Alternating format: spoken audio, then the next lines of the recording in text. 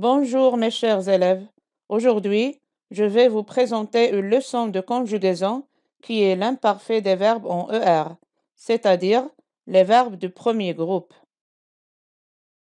Comme toujours, avant de passer à notre leçon, on doit connaître ses objectifs qui sont comme suit.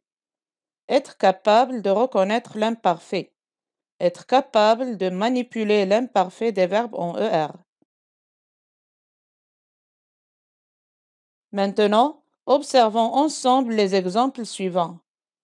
La semaine dernière, je pêchais des poissons avec papa. Il y a quelques semaines, les touristes traversaient la frontière. Avant-hier, il achetait son billet d'avion. Comme vous le constatez, chacune des trois phrases commence par une expression indiquant le passé.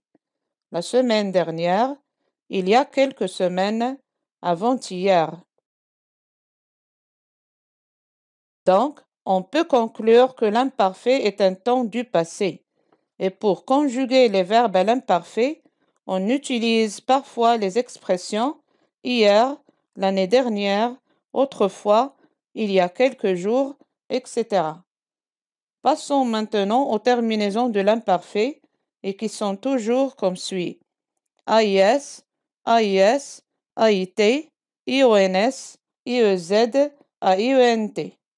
Mais la chose la plus importante, c'est savoir comment former l'imparfait des verbes en ER.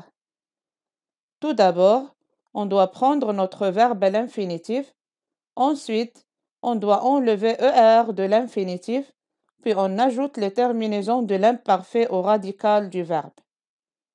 Et pour bien comprendre, on va choisir un verbe en ER, par exemple le verbe regarder, et on va essayer de le conjuguer ensemble à l'imparfait. Donc, regardez bien le tableau et suivez avec moi. La première chose, c'est écrire le verbe à l'infinitif. Regarder.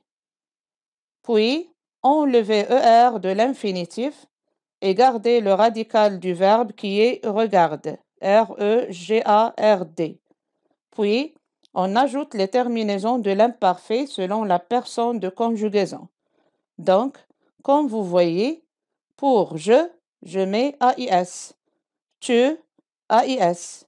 Il, elle, on, je mets AIT. Nous, IONS. Vous, IEZ. Et pour il et elle avec S, je mets AIENT. Et bien sûr, on procède de la même manière pour tous les autres verbes en ER.